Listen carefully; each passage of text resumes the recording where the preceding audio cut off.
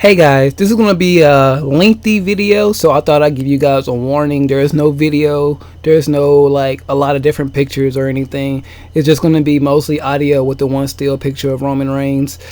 Since we are talking about him, we're going to go through his whole history to my knowledge and where I think his run kind of went wrong. So if you guys just want to sit back, listen, and comment down below when you find something interesting, we can have a discussion on your thoughts on Roman Reigns.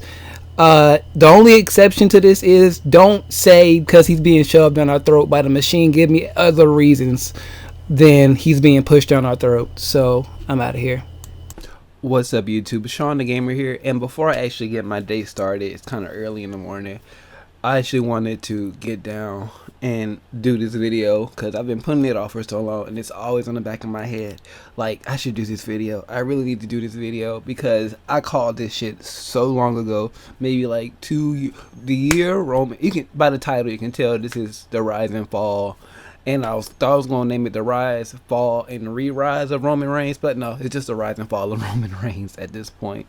I said the year he won the Royal Rumble, they need to be extremely careful with him or he's going to get Batista. And that's exactly what happened with Roman Reigns. He got Batista. If you don't know what I mean by he got Batista, a couple of years ago, the year Daniel Bryan got eliminated from the Royal Rumble, Batista was just coming back from doing Guardians of the Galaxy and all that stuff, or he was either coming back from or going to work with Guardians of the Galaxy. It was like 3, maybe 4 years ago when he won the Royal Rumble, and everybody thought Daniel Bryan was going to win it. I think that was the same year he had that great match with Bray Wyatt to open the show. Then he came back and got eliminated from the Royal Rumble extra early. Or that was the year before. It was one year he wasn't in the Royal Rumble, and then the next year he was in the Royal Rumble and he got eliminated super early. And then that was the same one Batista won.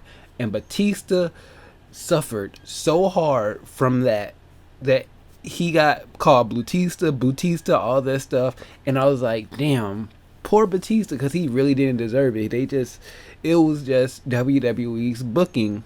You know, the fans want this, and they gave us Batista. We wanted Daniel Bryan, and they gave us Batista. And I feel like this is exactly what happened with Roman Reigns to pretty much the same extent. It's like they kept trying with Batista until the point where it didn't work, and they just had to eventually take the belt off of him. And, you know, that's when we got the triple threat match at WrestleMania, and they put it on Daniel Bryan. You know, where Daniel Bryan beat all 3 prominent members of Evolution in the same night. So when it comes down to Roman Reigns, the same thing pretty much happened. Like, first of all, Roman Reigns, ever since he left the Shield, ever since the Shield broke up, I won't say left the Shield, ever since, Seth destroyed the Shield, Roman Reigns' career was always going to have the best upside of the 3, I would say, just because he had the look and the presence of a main event star that the WWE, or I should say Vince McMahon, looks for. He has the bloodline heritage to go along with that to help give him some more credibility, and he had, the NFL background for the time he spent on whatever team he was. I think it was the Buccaneers or something like that. But he has, some kind of experience, and he was down in NXT for a little while before he got the call up with the Shield, Dean and Seth, to come up. So he had some experience. I always thought Roman Reigns was best at not talking, not cutting promos, things like that, but yet they insisted on making him cut those horrible promos. He did like the suffering succotash thing and all that, and they unintentionally kept burying Roman Reigns, and it's like hard to watch sometimes because Roman Reigns doesn't deserve the boos that he gets. Does he deserve the spot that he's in? It's harder to say what somebody deserves and doesn't deserve when you're not in the back or you don't know that person physically or personally. But when you're a fan and you know what you want, and a lot of where people like to compare John Cena to Roman Reigns, and I don't think that's a fair comparison because John Cena he started off He actually did kind of work his way up, John Cena. He started off with the whole rapper gimmick. No, not even the whole rapper gimmick. He came in, his first match was against Kurt Angle. Then he slowly became United States champion. Then he went on to WrestleMania to beat JBL to win his first title after JBL. Was this still during JBL's like year run as champion, year and a half run as champion on SmackDown, and then Cena came in and beat him. I'm not sure if I got my timelines right, but in that time, John Cena actually had some kind of build, and it wasn't till he was WWE champion and got drafted over to Raw as the surprise first pick on the highlight reel, was where John Cena really started to face, a polarizing quote unquote crowd, that cheers and the boos just because his stick started to get old. And people don't like John Cena because it's John Cena. People don't like John Cena because his stick, his gimmick, his bread-winning persona is old. That we've been seeing this for a long time now, and this John Cena that we have now over the past year and a half is kind of a refresher, more like a ruthless aggression John Cena. I'm gonna prove myself. People don't think I can wrestle, but I'm gonna come out here every damn night, put my title on the line with the U.S. Open Challenge, and prove that I can hang with people like a Sami Zayn, Kevin Owens, Cody Rhodes, people of that caliber. So, and that's one of the biggest difference between John Cena and Roman Reigns, is that Roman Reigns, he came in, a relative unknown, aside from his slight tenure in the NFL, NXT, and the Shield, and now you're trying to push this guy as a single star and not even like push him toward a singles title before you start to elevate him. Like, yeah, he was tag team champions with Seth, which is actually kind of a big deal, but that was like he was with the Shield, so it was still the persona of the Shield, one of the greatest factions, in my opinion, of the last maybe 10 years, other than the Wyatts, because the Wyatts are actually still a thing, and the Shield is just a memory that they keep bringing up for these three different storylines. So Roman Reigns, instead of like Roman Reigns is, because you can kind of remember what everybody was doing during that time when the Shield broke up. I think Seth had a couple of matches with Roman. Dean just went all crazy with Bray, and then Seth started doing the Authority stuff, and then Roman was just kind of there. I really don't remember what Roman was doing during that, the first initial 3 to 5 months of after the Shield broke up. I know he was feuding with he was one of the people feuding with the Authority, but other than that, what was Roman Reigns actually doing during that time? And then we get to the point where Seth, I think they're about to go into another match where it was going to be Seth versus Roman for the title, because I think Roman won this tournament and things like that. And no, Seth got injured. That's at this time Seth got injured, even after so timeline serves me right now. Roman Reigns was on, the Shield broke up, and then Seth is Mr. Money in the Bank at this time. They're going into the Royal Rumble. Brock is champion. That's what happened. Brock is champion. Brock is like destroying John Cena and everybody. And I'm really trying to remember this so I can make sure I get this right. So I don't really care how long this video is. It's more like my frustrations and things with the way, whatever. So going into the Royal Rumble, Roman wins. Roman goes into the main event of WrestleMania 31. 31. Looking to win his first championship. Seth cashes in, and that's what happens. So then we're going down where it's like people already didn't believe Roman Reigns was a credible threat to Brock Lesnar. So people actually did not want Roman Reigns to win that match. And I think as much as they hurt Roman Reigns, they protect him just as much, because the best thing you can do at WrestleMania 31 is take the title off of Roman Reigns. No, don't take the title off of Brock, but don't put it on Roman Reigns. Have the cash in happen at WrestleMania with your heel Seth Rollins, one of Roman's former best friends, taking the title right out of his hands and actually pinning Roman Reigns at that time. So then you have Seth going on as champion, Roman doing this comeback thing. Seth gets hurt. They do the tournament. It ends with Dean versus Roman. Roman wins, and then I think that's when we have the cash in by Sheamus to take the title from Roman Reigns, and then Roman Reigns gets the title back, and then Triple H beats him because at this time we have the birth of the League of Nations as well to try to help put Roman over, which is stupid because you have the Shield and you have the League of Nations and the Authority at the time. So you have all this opposition against Roman Reigns to help him look stronger, but at the same time, you want Triple H, or even me, I want Sheamus to be champion.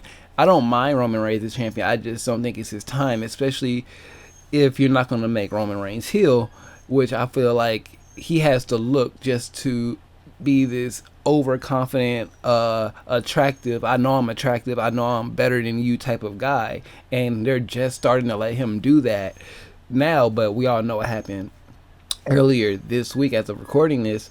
So you have Triple H, supposed to be Birkin heel, but you have the crowd loving it. And then you have the Royal Rumble match from last year.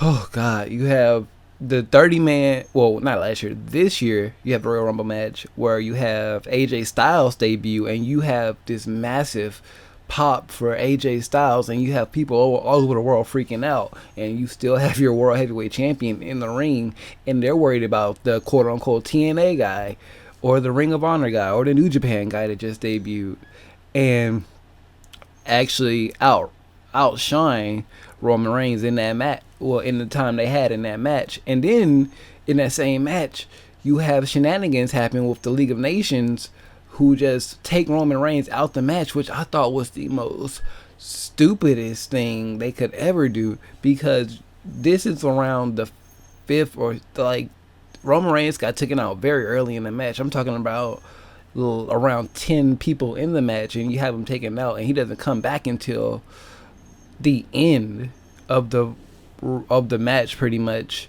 just to try to save his title and lose to Triple H for the most part. Literally get eliminated by Triple H and have it down to Dean Ambrose and Triple H, which people were actually hyped to see this Dean versus Triple H match, and we actually got that at the following network special, Roadblock, which Dean actually, showed us what he can do against somebody like Triple H, and it was a fun match.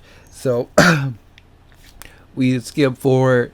We have WrestleMania this year, where Roman Reigns actually wins the title from Triple H clean after a grueling quote-unquote match between the two men. So after WrestleMania 32, you have all these people so down on Roman Reigns. They didn't want him to win. You have all this, and you think this is the perfect time for Roman Reigns to go heel, at least somewhat, or do something big, because he's now on Raw. I beat Triple H. If you want some, come get some, pretty much. And you have him go up against AJ Styles for the next couple of months, in which AJ Styles made Roman Reigns look like a freaking star. And then there's so many good things that could have happened right here. Like, where's the Roman Empire?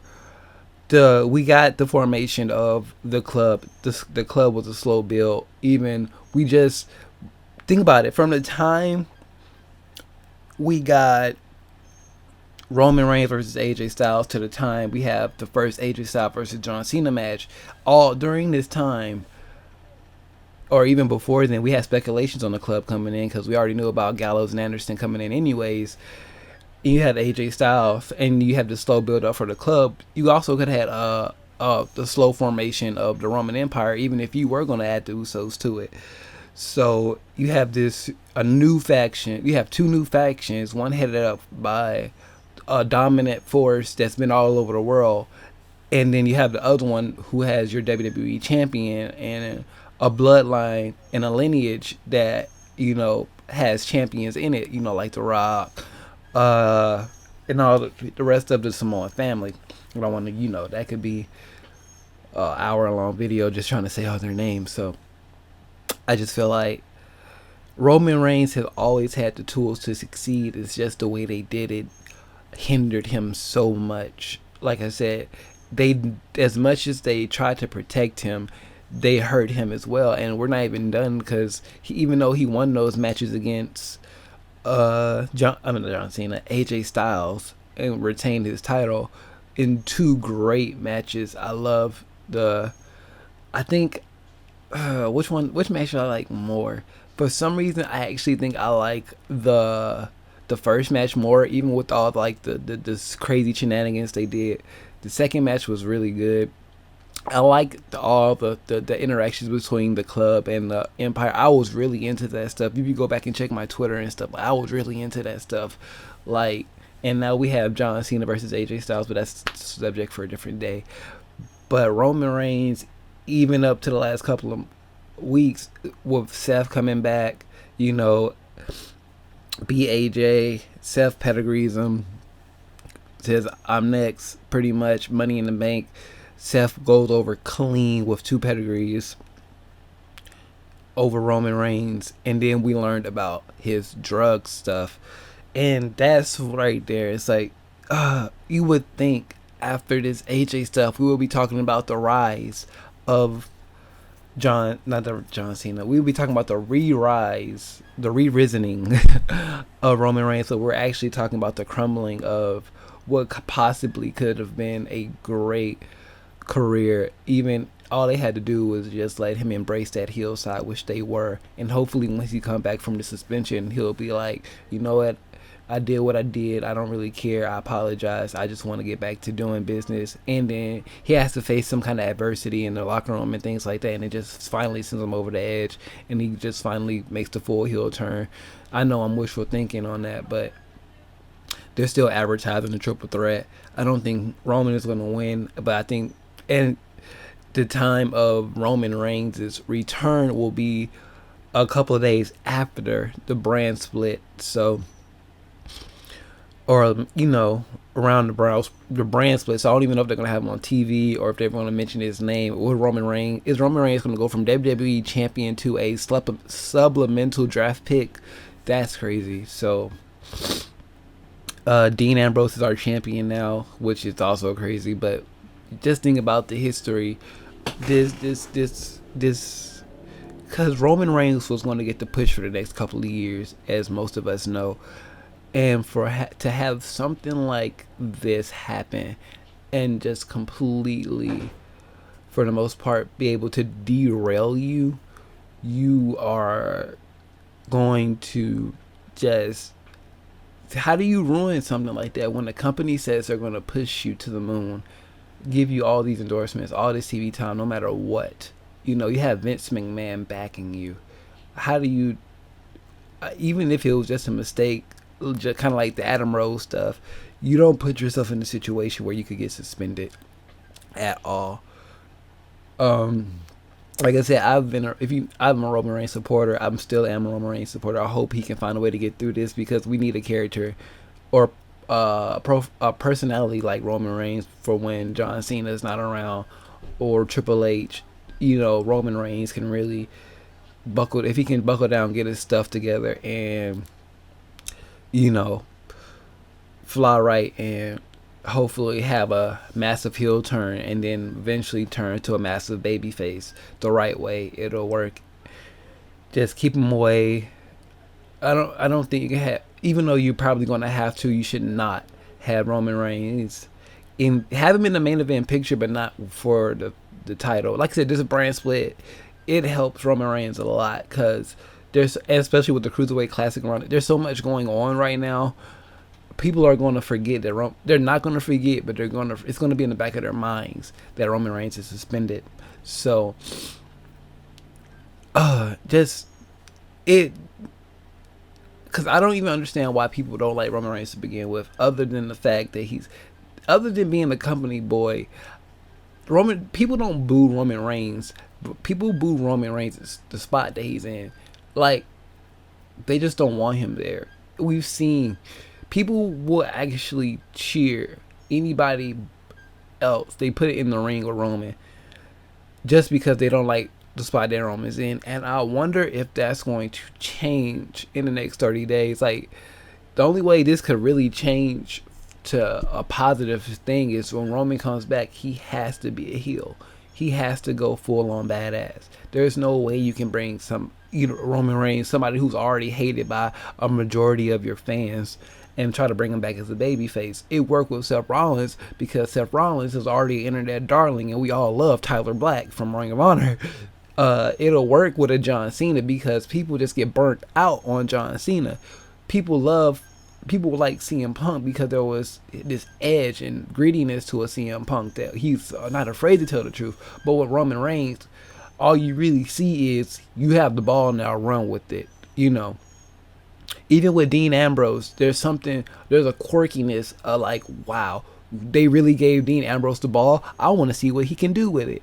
But when you see Roman Reigns, you don't see, oh, this is the lineage of the Samoan dynasty right here. This is the second coming of The Rock or something like that. You just see what they tried to build, and okay, this is who the company just wants to push.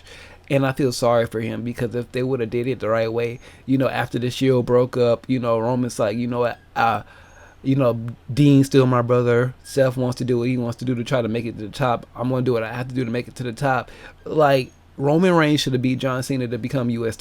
champion. If you ask me, that would have been a great starting point for Roman Reigns. The U.S. Open Challenge, Roman Reigns just comes out 1 week and just, gives Cena a run for his money. Maybe Cena wins the first match. They have a pay-per-view match, and then Cena drops the belt to Reigns and go into a match 3. And I think that would have been a better... I don't know if Cena had the U.S. Yeah, Cena did have the U.S. title at this time because he beat Rusev for it.